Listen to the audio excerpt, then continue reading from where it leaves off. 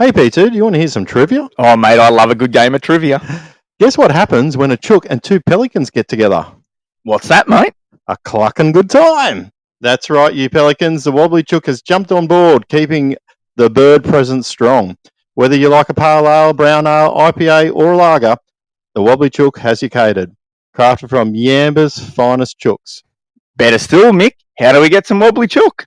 That's easy, P2. Jump online at www.wobblychookbrewingco.com or pop in to 26 Cole Street in the heart of Yamba. And have a clucking good time. Cluck out. Cuckoo! Always remember, don't be a mud gudgeon and drink responsibly. Welcome back to another episode of the Two Pelicans Podcast. So you could have just missed that. G'day, you Pelicans. Here he was. You were sort of hung up on his Go and have a good time from there a bit later on. Pelicans landing in 3, 2, 1. Welcome back to the Two Pelicans Podcast. I'm Joey. I'm Mick, and we are the Two Pelicans. That's right, Mick, and together we're here each and every week to do a couple of very important things. And the main thing is to get you weapons, you Pelicans, through that bit of a tough old work week with a big smile on your door. But at the same time, Mick, we're here to make fishing great once again. That's it. One cast, one lure, one throw, one fishing trip, one memory at a time. We're here to make fishing great again. That's right, Mick, and yet again, thanks to each and every person for their ongoing support over on our audio channels. Prize packs will be going out this week to the two lucky winners, which is very, very exciting. Simon Halcrow and Karen Van Bale. So, yeah, huge shout-out to each and every person that supported us over there. But, mate, we've got a bumper episode in store today. It's going to be probably, this is on your wheelhouse today. This is all going to be all you, and I'm going to come in with a few little comments. That's good. We've got a special guest going to join us in about the next 15 minutes, mate. Yep. But before we get underway, what's old P1 been up to? Oh, look, mate, the last week or so I've been actually really crook. I've just been struggling. Just crook. But on Saturday, I went out to Old Farmerdale and picked up some lockers in the pouring rain. It rained pretty much all the way there, all the way back. So that was fun, and then unloaded all that kind of stuff. And look, obviously sold a few shirts as well. So I'm really down to probably about 5, maybe adult sort of sizes, but I think they're only like large and mediums, I think, maybe 1XL. And a few kid shirts, which if I don't sort of get rid of, hopefully I get to give them away at fishing competitions this year. So I'm looking forward to that. And the boat wrap got done. So looks very nice. Rolled out of there. Shout out to Spectrum Signs. They've done the job, and look, it come up really good. Probably just work on one or two little things there later on. But look, all in all, the wrap itself is mint. And if anyone sort of picked it out, it's to do with the Clarence head. So it's the Clarence mouth, the head, and it sort of runs into the river and upstream. So if you pick that out, you're doing well. But that's what it is. Unreal, mate. No, it looks really good. They've done a great job. Yeah, and then look, I just trying to clean up my crap.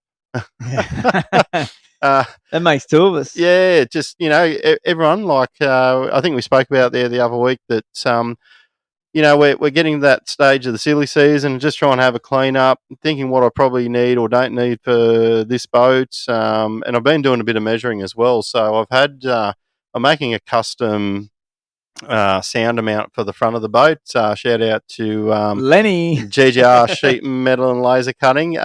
He's got me in on his little machiners. We're up to version 4 of this. Yeah, right. And there's about to be a 5th one, unfortunately. But look, that's what happens. But we'll probably get that made over the weekend. And look, I think Yamaha will finalise the install next week, and we should be all ready to go.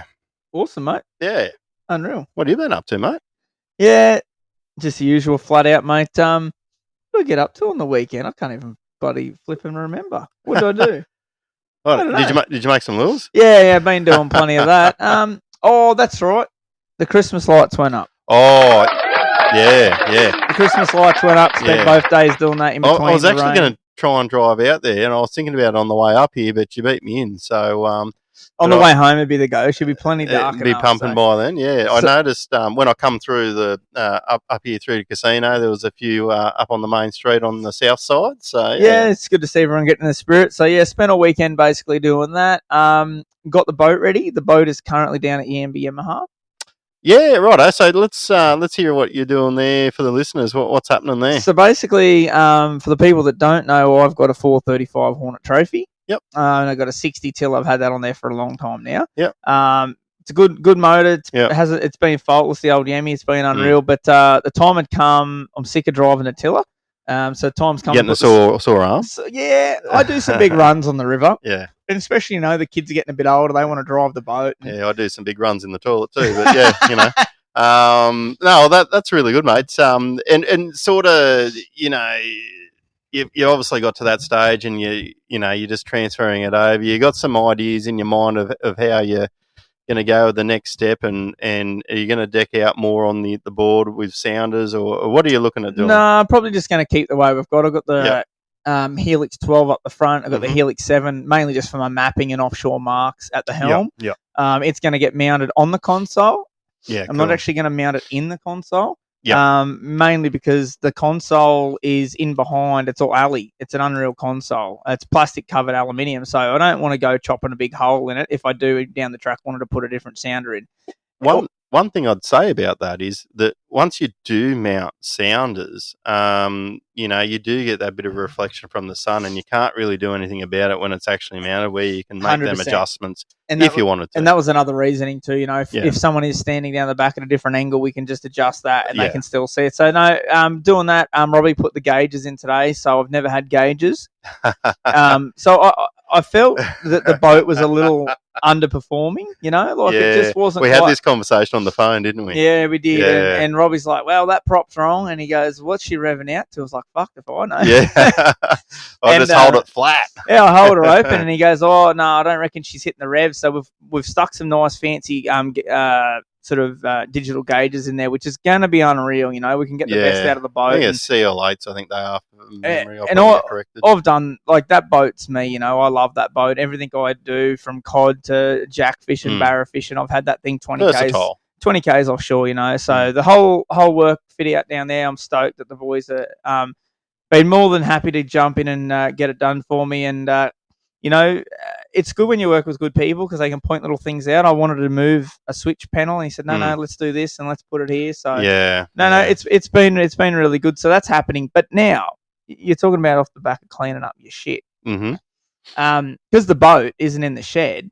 I've had a full just spring clean. And you see that tub there in front of us? Yep. Full of soft plastic. Yep. There's about probably 400 packets of soft plastics in that tub that I cleaned out of one tiny container load last night. I've bagged them up. I'm going to have them here at the shop, 10, 15, 20 bucks a bag. Great buying. And in that bag, you've got about, 10 packets. Yeah, some have got 15, some have got 10. And let me tell you, some of them aren't even open, man. Yeah. I'm just condensing my stuff right down. And the whole, I've actually went to Bunnings today and bought a wall-mounted, like a cupboard, like an over-the-top kitchen cupboard sort of thing. Yep. A meter long one of them, and I'm going to mount that actually up off the floor on the wall. Yeah. So when you stand in the boat, it's at like the level that you can. Yep, and I can. Nice. So then all my cabinets that were on the floor that I used to have to jiggle the boat in between. Now we've had a cabinet weekend, haven't we? We have. I went and got steel ones. You went and got wooden ones. So now there's going to be nothing on. You can have a couple more steel ones if you want to clean some out of the shed. But I've literally just got. When you open up the roller door, there's nothing on the floor. Yeah. There'll be absolutely nothing on the floor. There is fucking lots on the floor right now. But there won't be when I finish. So, yeah, it was just good to get in, while the boat's not there. Yeah. It's good to get stuck in, and I'm just sick of crap. Not that this stuff's crap, but I go fishing on a tie on a jollop lure or a bait junkie plastic or something. I'm pretty simple. Yeah. I'm not fishing tournaments. Why do I have all this stuff? I just don't need it. So it's funny you should say that because in my cleanup, I found all these like dogtooth tuna, trevally lures, like big poppers, and I've got about 12 of them, and I'm just like, man, when am I going to use this? But I couldn't let them go. No.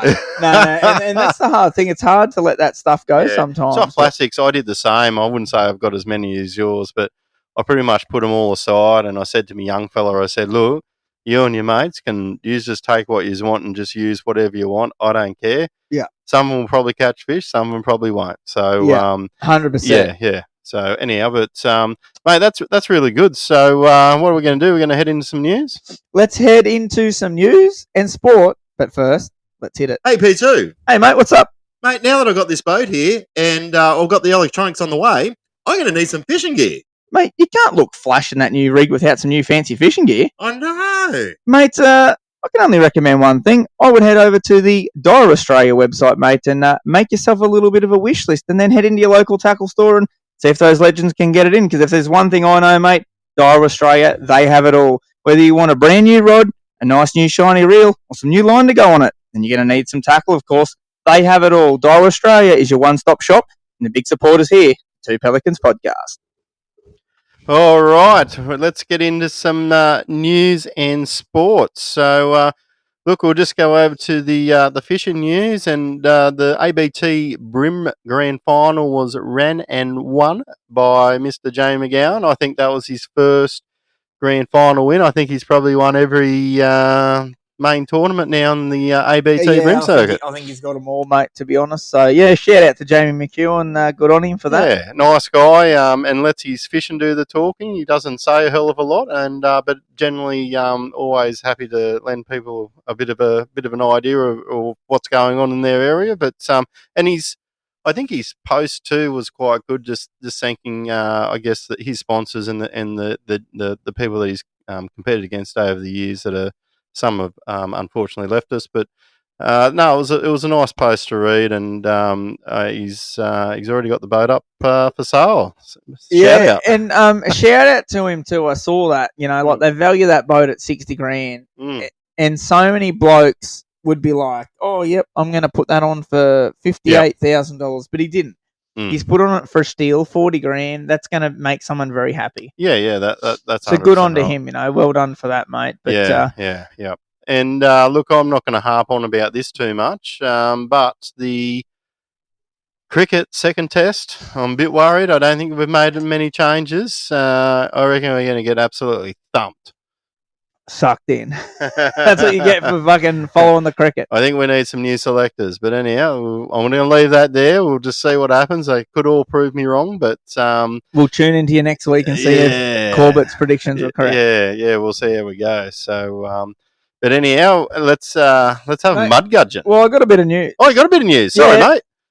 It's nothing exciting, but I'm here with the hard-hitting news. Yes. Bear attacks worker. Ransacks meat section in Japan's supermarket rampage. Now, I'm watching the video here, and the little bear, there it is. He's upper. He's escaping. But let's look. I thought this was pretty good. A bear that ram whatever that word means, in a supermarket in northern Japan has been caught 2 days after it attacked a worker in its latest in surge of encounters between bears and people in the country. The bear wandered into the store in Akataka City on Saturday and attacked a 47-year-old employee who sustained a minor head injury. It was 2 more days before authorities were able to trap the animal, and in that time it ransacked a meat section and damaged some shelves, police said. I thought that was... and look, no joke, there is actually a picture on there of the full armoured police coming in. Now, a lot of people will be thinking, 2 days to find a bear, but when there's 27 million people live in one city, it's probably pretty hard to track a bear down. I was just going to ask you, did you ever see a bear while you were over there? No. I've seen plenty of bears, but not of that variety. And look, looking at that too and just thinking about it, don't condone any violence against workers in the workworkplace, but it could be worse. It could have been Trent from Punchy, you know what I mean, on the big ice run. I thought that was Wickawow Chow, but I thought that was pretty funny. I thought that was pretty good, but no, mate, I haven't really got anything exciting in the news. But why don't we get into some mud gudgeons? What do you got there, big fella? Mate, I don't know if I've said this before, and this is going to be a rant tonight. This is going to be a dead set rant. So, anyhow, on my little travels up to Farmerdale, right?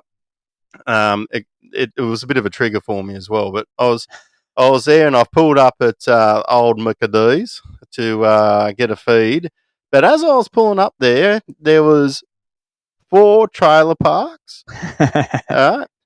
I had a trailer on, and there was 25 to 30 empty car parks. And in this trailer park, there was a car. Yeah, that's a mud. And just sitting there. And I'm just saying, what the fuck are you doing? I just got the shit. And I just wanted to get out there and tap on their window and tell them to back off. Yeah. But look, why that triggers me is that 10 years ago, I think it was ABT on the Gold Coast. I think it was free fish or first day, I can't remember. But anyhow, we're putting at the boat ramp there at Labrador, across from the Coast Guard there. Yep. Anyhow, pulled up there. There was 3 cars in a trailer park. There was a little truck that could have parked in a normal car park. They could have parked all the way along the side there. Yeah. Anyhow, I just didn't have time. I didn't want to go to the other one because that big one I don't think was there back then. Yeah. And I didn't want to go all the way around to SeaWorld at the time. So I parked up on the grass. I got me $80,000 fine afterwards. $80 fine, I should say. And ever since that day, I just see stuff like that, and it just annoys the shit out of me. That's pretty understandable, mate. That'd piss me off too. Well and truly. So, mud gudgeon, don't park in the trailer park. That's right. Do not park in a trailer park. Go the extra 20 metres and park in a car park. Well, I've got 2 mud gudgeons. Nice. Actually, before you start, I've got just one more. It's not even a mud gudgeon. It's more of a what the... Yeah. So... how many mils of rain do you reckon we've had over the last 3 weeks? Oh, we've had a lot. We've had a lot. 500 mils? Nah, I wouldn't have that much. Couple hundred, probably. Couple hundred? Yeah, Right. we have. I think we've had probably 250, something like that. So it pissed down all day on Saturday. Yeah. I think it rained for a bit Sunday. Yeah. And we had a storm through the night, one of the nights. Yeah. I can't remember. And, excuse me, I'm driving coming up here to casino today, and some dickhead's bloody got a sprinkler on his grass going. You're kidding me. It's not like they're trying to repair it. It's like normal fucking grass. And to be honest, 2 days ago, it was probably under fucking water. Yeah, I just couldn't believe it. Yeah. I'm like, really? Proper mud gudgeon of the week. Oh, wow. Yeah, there's some toss bags up this way. Mm. So a couple of mud gudgeons. The first one is, I don't know whether you saw in the news headlines or heard throughout the week, but a gentleman over in Europe got a Mars bar. Right. And he opens up the Mars bar, and the Mars bar doesn't have the traditional, finishing on the Mars bar. It's just smooth. You know how Mars bars got a little bit of a ripple the top ripples. on it. Yeah. So I'm just going to find it as we're saying, talking, so you can see what I'm talking about. Yeah. But I know I've eaten a few Mars bars in my time, as you can tell. So here we go. So Harry Seeger, 34 years old, Harry Seeger. unwrapped the chocolate bar. Is he the Master System? Bought from a petrol station in UK, right? To find it was missing its signature ripple. Now, instead of just eating it and stuffing it down your guts, the Muppet rings him up and complains and gets compensated for the Mars bar. Now, I don't know whether it's a bit of a joke on his behalf, seeing what he could milk him for, but do you know what he milked him for? How much? $4 Australian he got in compensation. Oh, whoopee-doo-dah. So you are my mud gudgeon of the week. Now, just eat the Mars bar. I'm going to say, why didn't he put that on eBay and try and sell it for $10 million like that stupid banana with a bit of tape over it? Now that is another mud gudgeon. I might put a Jolt lure on the wall with some fancy tape across it. But I thought that was ridiculous. Anyway, my second mud gudgeon, it goes to the cane farmer this afternoon that decided to have a cane fire. Yeah. At the instantaneous time that I turn on all my Christmas lights. So I turn them all on and go inside. I'm like, I can smell smoke. You got a cane out the back of your place, have you? No, it's coming from the east. There's a easterly breeze. Anyway, okay. And I'm like, holy shit, something's on fire. So I'm tearing around, I'm ripping all the power boxes open. And I've got in the tree, there's 18 power plugs piggybacked into power boards. I'm like, holy fuck, something's on fire here. The missus is out. She's like, something's on fire. I can smell it. And I'm doing the rounds. And then I'm like, what's that shit falling out of the sky?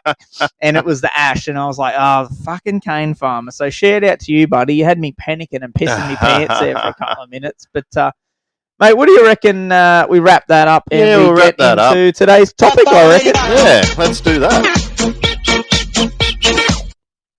All right, guys. Look, we're going to do something a little bit different tonight. The last few weeks, we've obviously spoken to some gun fishermen, but we're taking a different angle tonight, and we've got the opportunity to speak to a gentleman that's been heavily involved with one of the major fiberglass boating companies in Australia.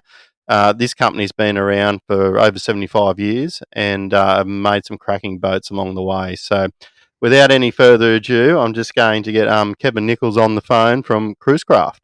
Pretty cool, this one, mate. Yeah. Let's see if it's working. Can you hear him?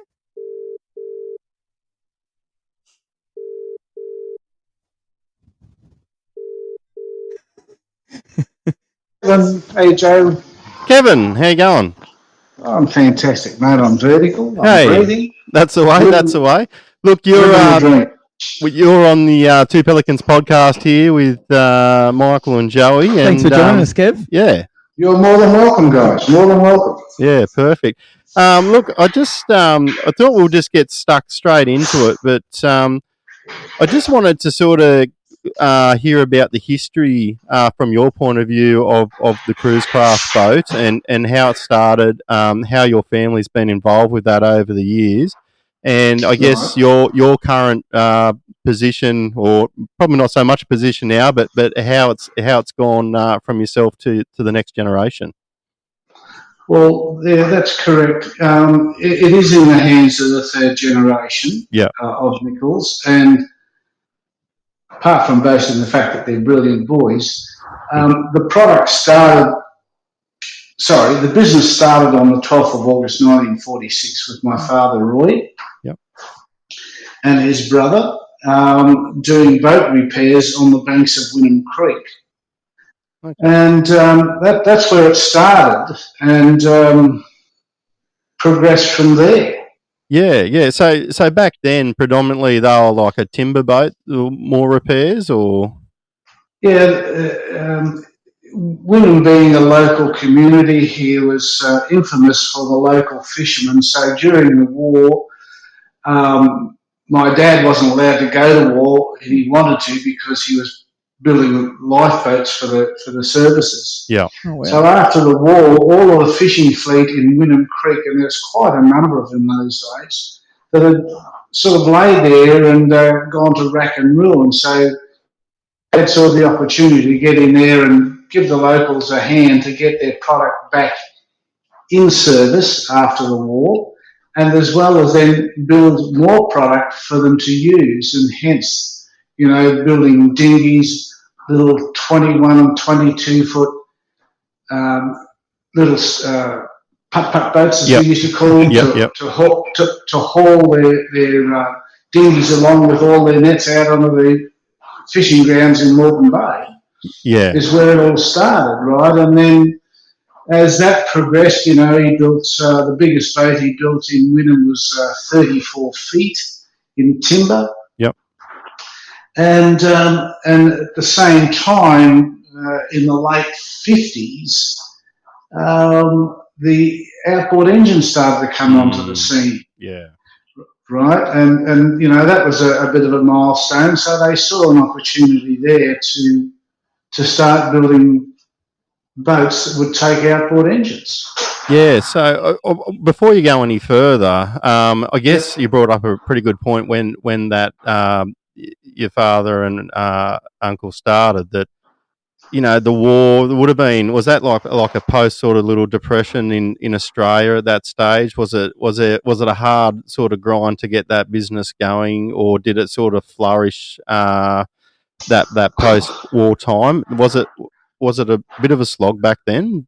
Do you know? Well, I really don't know. I wasn't born until 1950. I didn't know whether they might have elaborated on that, but that's all right.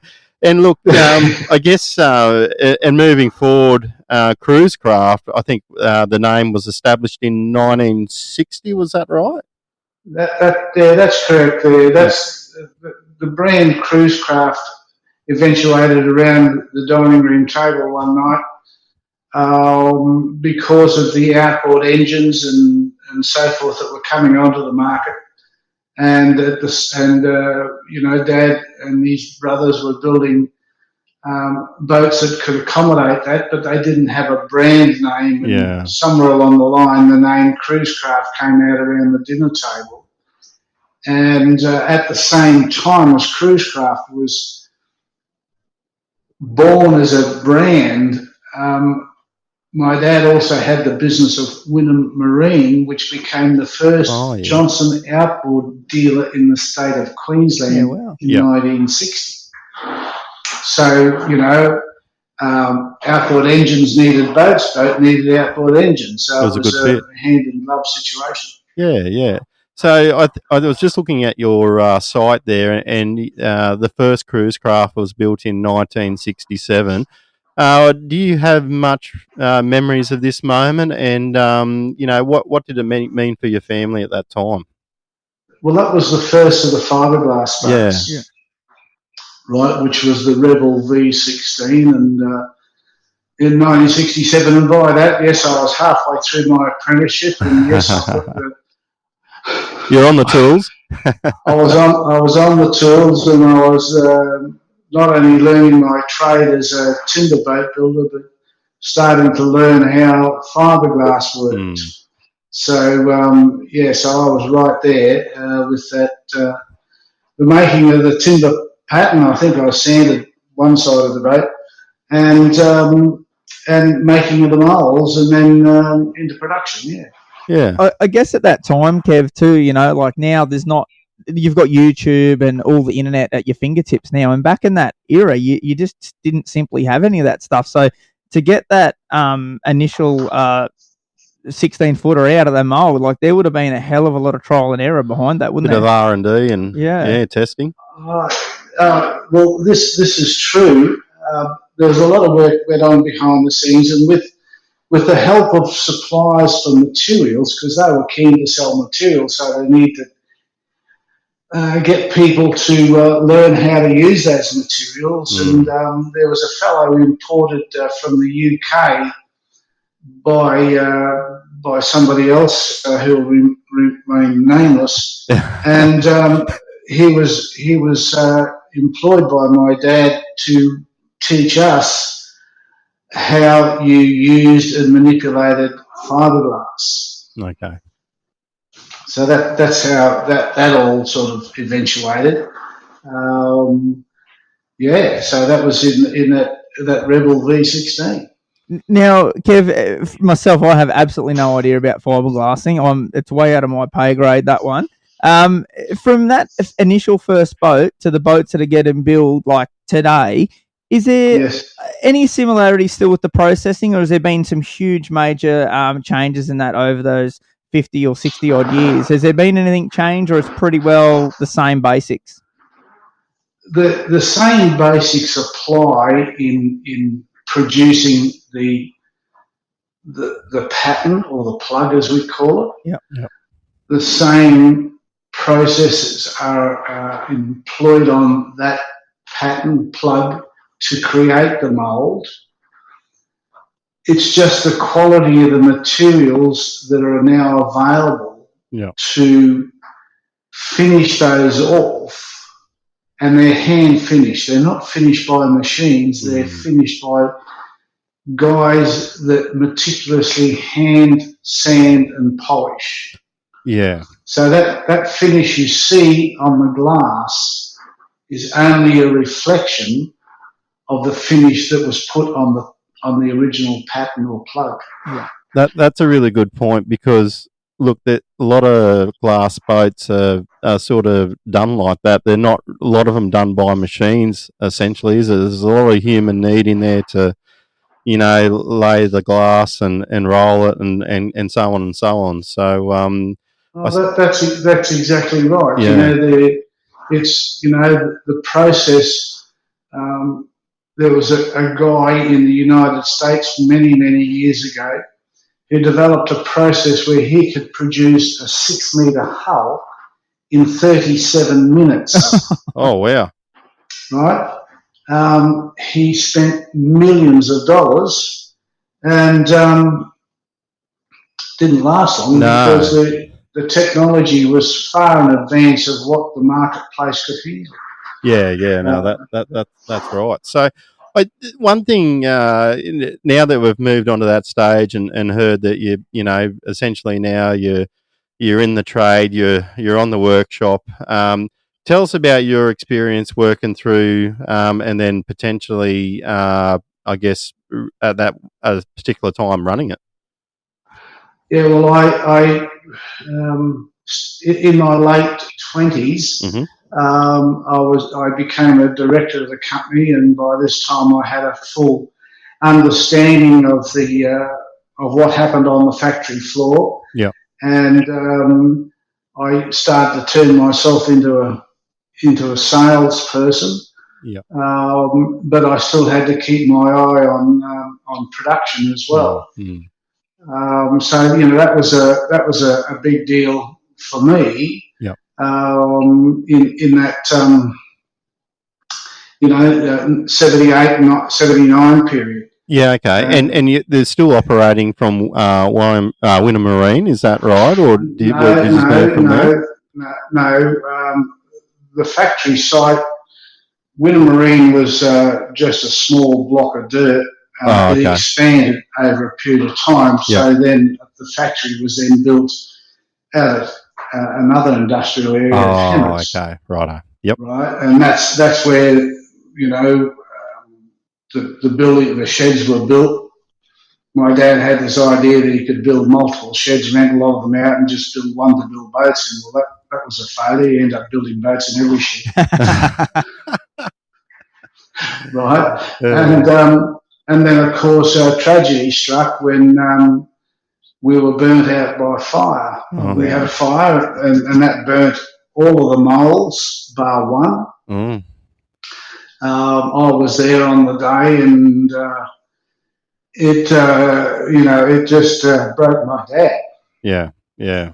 But in having said that, he had good suppliers. He had good bank managers. They understood his work ethic, and that's when things were rebuilt, and that was at 1308 Lytton Road, Hammett.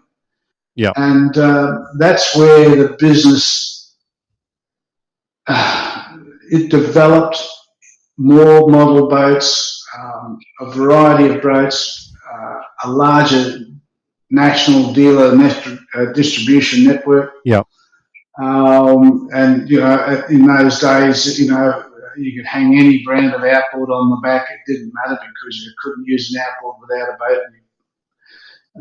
So we had a dealer network around Australia, and relying on production out of the factory to feed those dealers.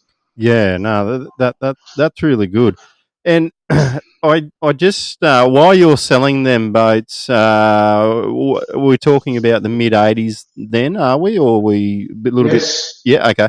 What was your favourite boat like through them '80s '90s period for yourself to sell? Maybe see made. The general response from the public, like what they loved. Well, there was a big swing towards more fishing orientated product. We tried to be a boat manufacturer that produced boats to suit everybody's needs, whether it be water skiing, cruising, fishing, or just general boating, right? So in those years, there was a lot of development around bow rider boats. I didn't particularly have a favourite. Yep. Because I was heavily involved in the development of every one. So, you can't be seen being biased.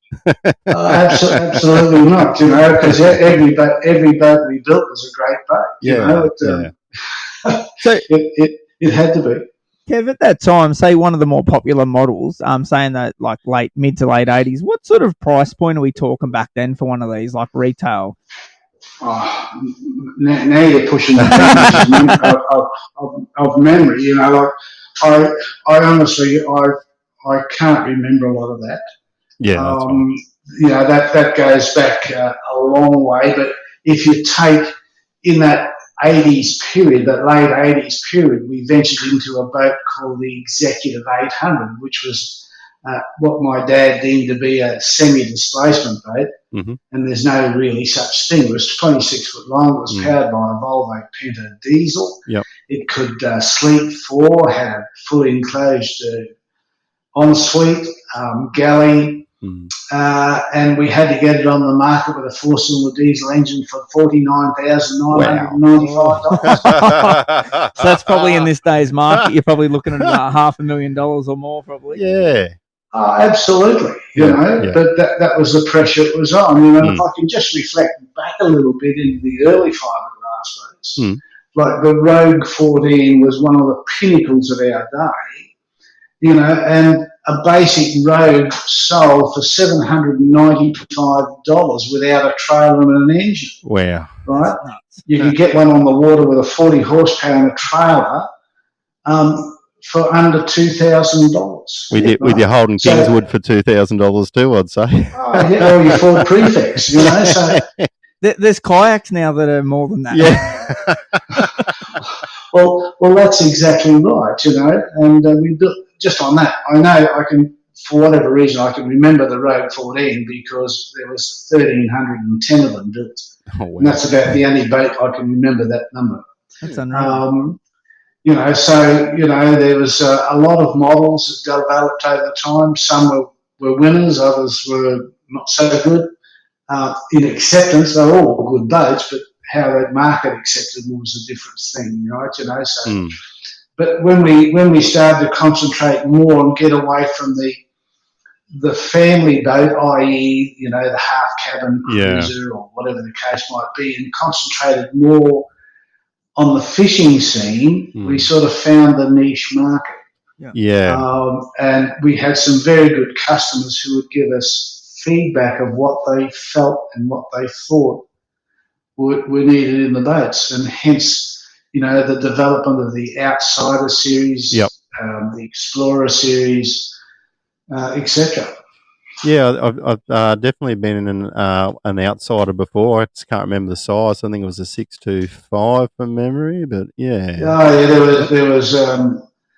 There were multiple size variant model designations, I should say. There were 650s, 625s, 575s, 550s, and beautiful riding boats. Beautiful riding. So it went on, and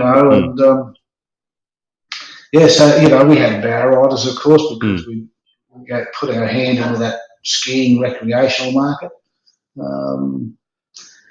So that's. So I think it brings up a good question. So, you guys sort of felt like you sort of moved into that fishing niche, and look, if I look at the boats that you guys make today, they're quite tricked up for sort of any sort of multi-spec fishing, and whether it's just bait fishing out the back to, you can set up to go chase a marlin, really. But So you sort of fell into that space. What, in your eyes, what was some of the big changes that you've seen in that shift that your company at the time had to make?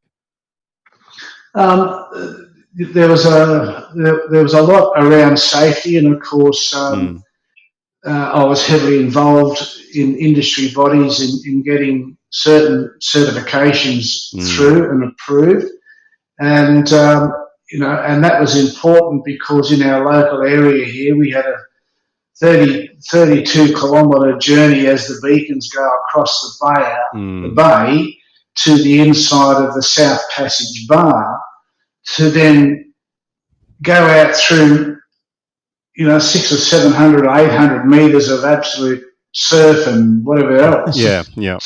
To get beyond those breakers to then fish the offshore ground. So there was a lot of effort put into making sure we had safe, reliable boats to do that. That they were comfortable for when the guys got offshore and found their favourite little pinnacle, and they knew that they could be out there with safety, right? They were probably the driving forces behind the fishing boat development. And of course, as we needed to replace a model with a newer model, there was more refinement in where on how things were placed. Yeah, okay. Dashboards for electronics, and so it goes on. Yeah, okay. And that probably brings me into my next question. You guys, or Cruise Craft, has you guys pretty much put Yamahas on all these boats now, and I think or a lot of Garmin units as well. How good has that collaboration been for the company? Well, if I can take you back a few steps, Sure. Bear in mind that my sons bought the business in their own right. Yeah. In a succession plan back in 2005. Oh, okay. So, so what you're seeing, and I hung around. I had a plan that I wanted to retire, and etc. etc. But my sons were the driving force then, and the complete package took a long time, in lapse time, to put together and become an acceptable product to the dealer. Yeah.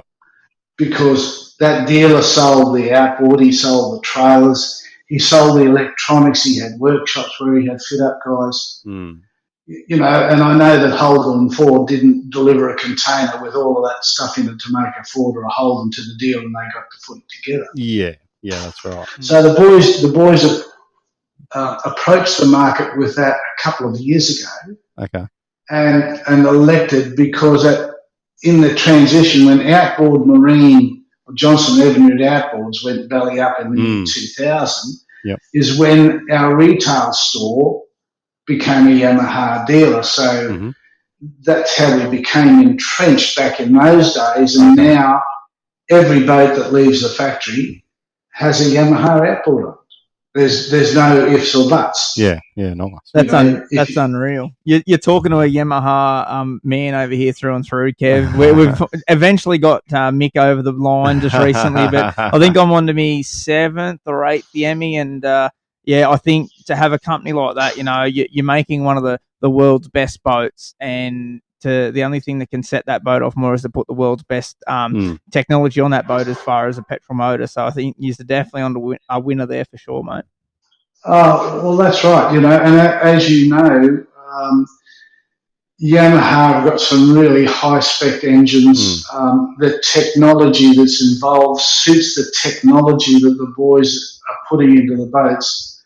And you made mention about Garmin.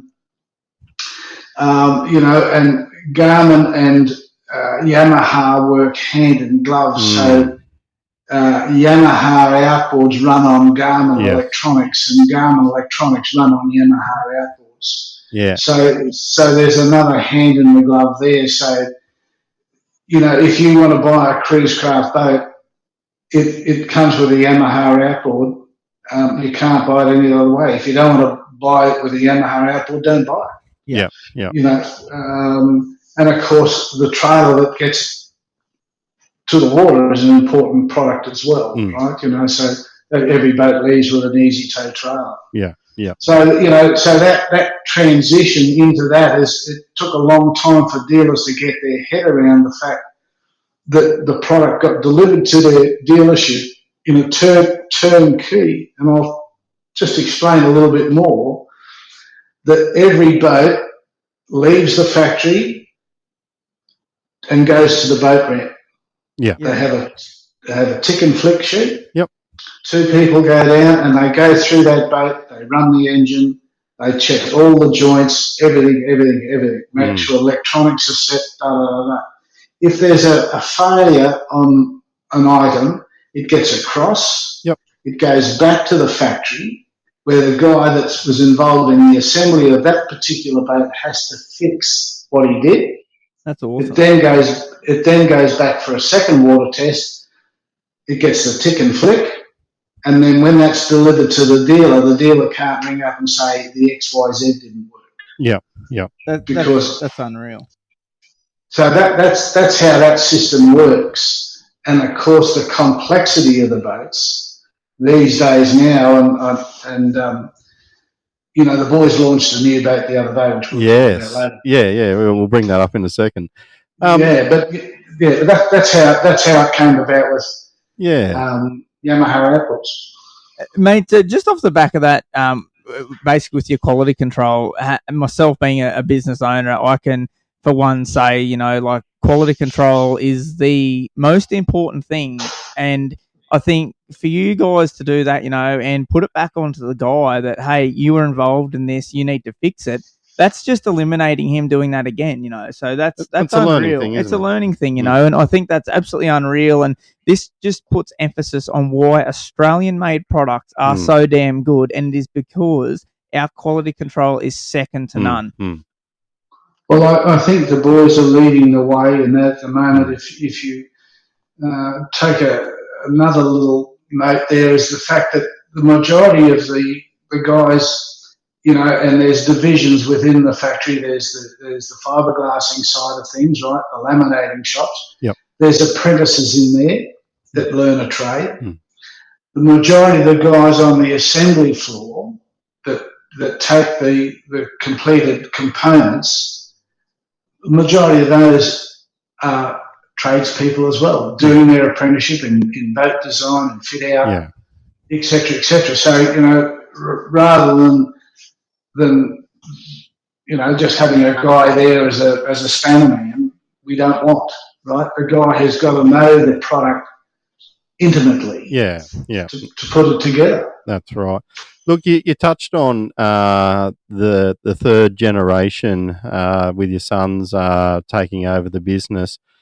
Personally, what does that mean to you, seeing, I guess, the third generation keep running with that business? And to me, it looks like and sounds like it's gone to another level. Like, you must be one pretty proud dad.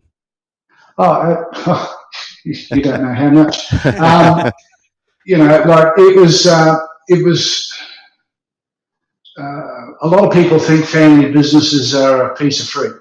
They're hard work, right? So my two boys, along with their cousin, as a part of their future, bought the business in their own right. And they're the ones that have now taken it to this next level. Yeah. In every aspect, right?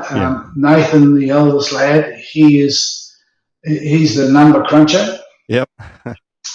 Justin, my youngest lad, he is fantastic on the tools. If you've seen the new boat that they released last week, he was instrumental in getting that made from concept to molds to the first boat. And the other partner, he's in charge of engineering, installations, Yamaha, electronics, etc., etc., etc. So it's a combination that works across the floor. So it's not just them sitting in an office. They're actually physically doing things as well. They're on the floor.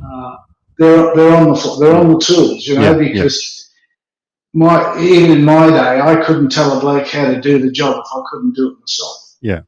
Right? And that's where the boys have shone. They're not academics. They were boat builders by trade and profession. Yeah. And you're always going to get great respect off the other employees in the business when the guys that are actually running 100%. The business are standing alongside and rubbing shoulders and getting their hands dirty. So that's a really great business model there. And great to get a bit of insight into that. Yeah, well, you lead by example. Yeah, yeah. Look, if you guys are running your own business, you've got to lead by example, because otherwise you're wasting your time. Yeah, yeah. Look, you touched on something there that happened last week. There was a release of a new boat. Do you want to just quickly give us a little rundown? It was the E770 HT hardtop. Is that right? Yeah, that's the new model boat. It's, we've shortened the names down. If I just go back onto that for a minute, because there's the E695 HT. Yep. And because we used to have outsider models and explorer models. Oh, okay, yep. Right, so if you take a 3 Series BMW or a C Series Benz, you knew that it stood for something. Yeah. So E stood for the Explorer. 770 is the overall length of the vessel, including the bowsprit. Oh, okay, yep. Right, now the boats are built to CE certification. So that means that if we wanted to sell boats into Europe, they're ticked and flicked to go to Europe or to New Caledonia, which is French, right? So we had to come up with a plan quite a number of years ago which standard we would build to. So the CE certification became the deal, and this new 770, and they allow you to include in that the bowsprit, provided it's an integral part of the deck structure to be included in the overall length. That's just a little technicality, right? So that boat, it's just taken what they do to the next level. They're fully composite laminated, composite built, so there's no timber in the boat whatsoever. Right, even down to the nose block that holds the eyeball. That is not timber anymore, right? It is a composite material, so the chance of anything going wrong these days has well and truly been eliminated. They all have foam flotation poured into them, and that's hand poured into the hull before the floor liner goes in. I don't have a lot to do with any of this. I haven't worked on the floor since 2013, but I stick my nose around the corner once a fortnight to see who's doing what and how they're doing it, because people ask me, and I've got to sort of have some bit of an idea of what's going on. But if you consider that the rules stated that up to 5.99 metres, going back a number of years ago, you had to have a positive, some form of flotation. You either have basic, positive, or fully upright. And I said to the boys, well, you can go out there in a 625, and I said, you don't have to have level and upright flotation, but I go out there in my 575, I've got to have it fishing in the same 87 metres of water. But anyway, just putting that aside, the standard of what goes in the boat, every boat is built to the same standard, so it doesn't really matter with composite materials and foam flotations. Mate, before we start to wrap things up, I've got a pretty important question, I guess, for people that haven't been around their boats that much. Like, I've been in and around boats most of my life, and you probably know more about boats than probably most people in this country. Mate, if there's someone out there looking at stepping into a new glass boat, what's just a couple of the key features to look out for in a new boat? What's something that might set that boat or that model apart from the rest? I think they need to have an understanding of how it's built, not in detail, but what its construction consists of, because we've got boats out in the marketplace that we built in the 60s or 70s that have got rot in them. We're not running away from that fact, but everybody wants to blame the manufacturer, but it could have been because somebody else put a screw in it. Yes, yeah. Right, so, the features and the integrity of how it possibly goes together, where they can get the products serviced and maintained, and the longevity of the name in the marketplace. Right? I could probably talk to you for another hour about that. 100%. Look, we are running out of... You've got to have, like, you don't go and look at a hole and if you want to go forward, right? Yeah, very true, mate. Look, we're just going to wrap it up here in a second. Yes, buddy. Yeah. Sorry, Kevin, but I've got one more question, and it's a bit of a story, and it might take a few minutes, but one of our close mates just mentioned to ask you about the boat called Harmony. Well, there's two Harmonies. Okay. Right. There was the one that my dad built for his father. Yep. Which was 28-foot long timber boat. Yep. And it was lengthened to 31 feet back in the early 70s. Mm-hmm. And then there was the other Harmony, which was an Executive 800 that I rebuilt, that my son found as an insurance write-off in Hobart. Right. And that was one of the fiberglass 26-footers, so they thought I needed a project. So the young fella's got it for you. Yeah, so, yeah, Justin, my youngest lad, said, he said, Dad, I think you need a project, and I found this boat for you. It's in Hobart. And 17 weeks later, 17 weeks, November to April, I worked 8 hours a day at the factory, and I gutted and I rebuilt a boat. And when I wanted to, because I always used to name my boats after my sons. Yeah. Right. And just for the record, they used to be called Just Natty, right? Mm-hmm. Justin being the youngest bloke and Nathan being the eldest bloke. Mm. And I said, I want to call this one Just Natty. Big Just Natty. They said, no, there's only one name you can put on it. And that's the boat we grew up on as kids, Harmony. So that's the story behind Harmony. That's unreal, mate. That's awesome. Hey, look, Kevin, thanks for your time tonight. Joe and I really appreciate that. Yeah, I know. Time flies when you have fun. I'm sure we'll be touching base in the future, mate. I no doubt there's, like you said, there's hours more we can talk about there for sure. Yeah. Well, I think one of the next steps is when you've got 5 minutes, boys, is to come to the factory and let my sons give you a guided tour as to from concept to finished product. Yeah. Oh, look, we'd really appreciate that. And for our listeners, we all had the intentions of trying to do this next week, but we've just all been under the pump, and you guys also had your boat launch as well. So I agree. I think into the future, hopefully sometime next year, that we get up there and have a bit of a look around. Mate, my sons would love that, and I'd love to be able to show you through it. So you're more than welcome. I can't thank you enough for thinking about Cruisecraft product in your podcast tonight.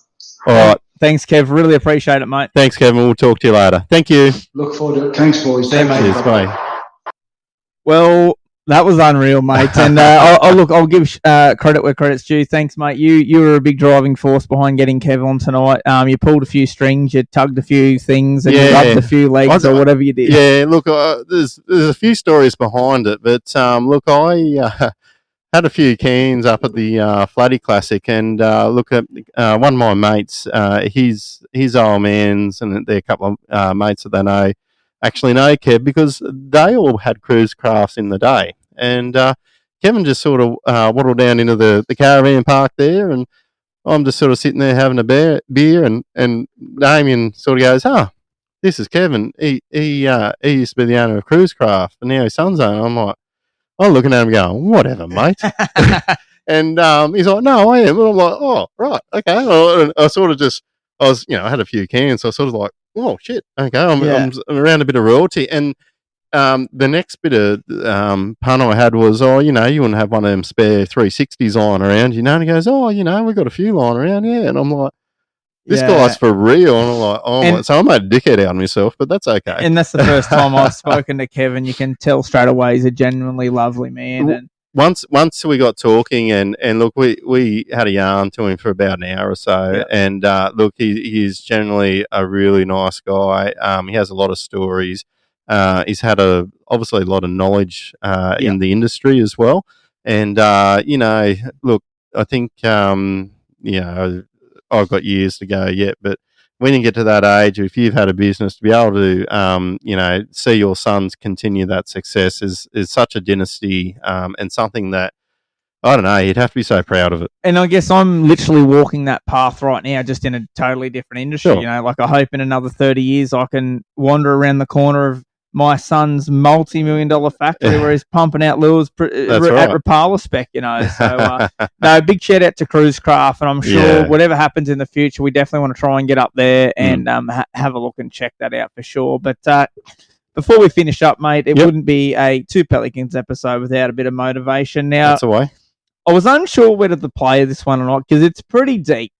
And if you're not driving the car, at the beginning of this, when it says shut your eyes, just shut your eyes. Because it really does take you somewhere, and it is pretty deep, this one, but I think it's very important, just to remember this stuff. So I'm just going to hit this here now, mate. And one day, just like that, we shut our eyes for the last time. and that would be it. Game over. And there's a pretty good chance that there's nothing after that. No do-overs, no second chances. Just nothing. You cease to be. Now imagine you knew that was coming and you had a couple minutes before you closed your eyes. Do you think you'd look back happy, knowing that you spent years doing a job you hate, or that you stayed in an environment that wasn't right for you, or that you didn't travel to that country you always wanted to visit, because saving a few $100s was the sensible thing to do?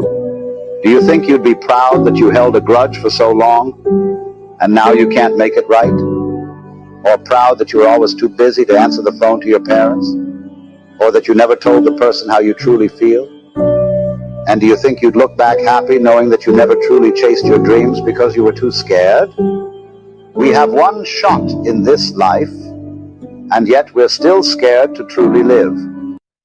Mate, I really hit home the other night when I listened to that. You know, I thought it's basically the simple thing is just live every day. You know, don't regret anything and just jump in with both feet. Yeah, look, I sort of it makes me sort of think a little bit, and I'm not going to go into too much what I do. Obviously, everyone knows what Joey does, but look, I'll just leave it short as to say public servant. But but you know what? Like, it's not get paid a shitload for doing fuck all. No, but the thing is with it is that you know, it can become a monotonous job. It can be a tough job because sometimes it's not what the public wants to see, or people think it doesn't pass pub tests, or whatever the case may be.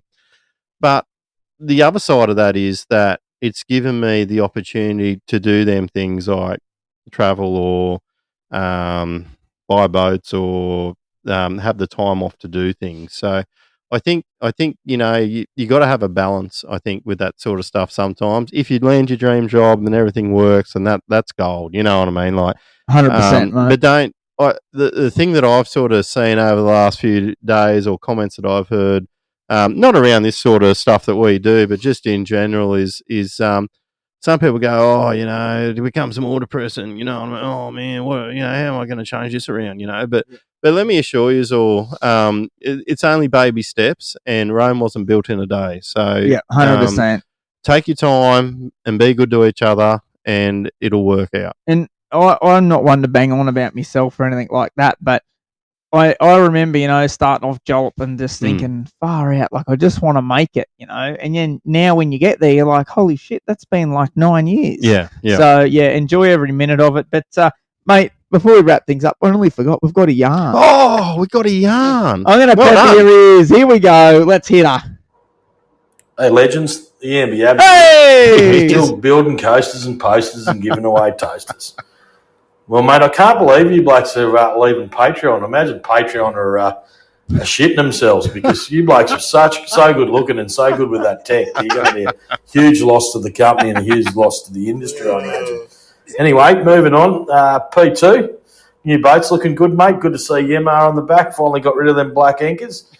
I see Robbie and the boys and Alex done a pretty cracking job there, so I look forward to seeing you on the water. Looks a bit too flash to be swinging a few crab traps in the lake, I do, but we'll see how it goes. It's P1. Anyway, mate, wishing you all and all your listeners a very Merry Christmas. The Yamba Yabby will be sitting here slaving away, serving piss to everyone in the Yamba, so there's something to look forward to. And also, mate, just those Yamba lagers, mate. I got a 6-pack the other day on your recommendations. Good on you. And they are an absolute cracking beer, so shout out to you blokes and shout out to the Chooks, mate.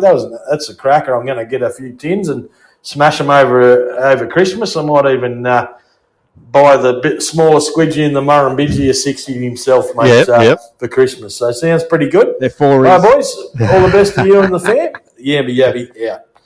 Thanks, Yabba. Good on you, mate. Look, and yeah, just talking about the Wobbly Chook, I'm on the Pale Bandham Session Pale Ale tonight, and you're on the Mother Clucker. On the Mother Clucking Mid, and may I just say, I was very excited when you extracted that from your fridge, because it's good, isn't it? I'm honest as I sit here, like I'm not gonna spin shit. I grew up on 4X Gold. Oh, throwing beer across the room there.